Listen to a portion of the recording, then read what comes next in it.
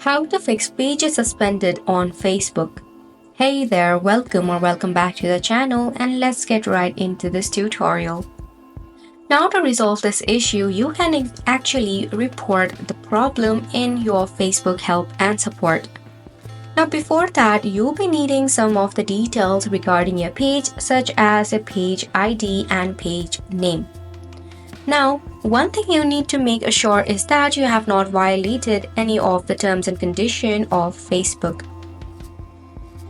If you have somehow violated any of the terms and conditions, then it might be quite tricky to recover your page. Now, what you can do is tap on the three horizontal line that is in the top right corner. Once you are in here, click on the settings option. In the settings option, scroll down until you see the option of page detail. Right here, scroll down under page transparency, you will see a page ID. You need to copy this particular page ID. Once you have secured both of your page name and your page ID, now let's go ahead and create a report. Scroll down and tap on help and support where you will see the option of report a problem. Tap on it. Then again, click on report problem. Now in here, you can tap on Don't Include. Now to select a problem, you can head over and click on the Pages option.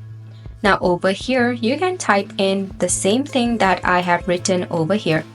Basically, you have to write that this is a formal request to review the suspension of our Facebook page as we have not violated any of the terms and conditions.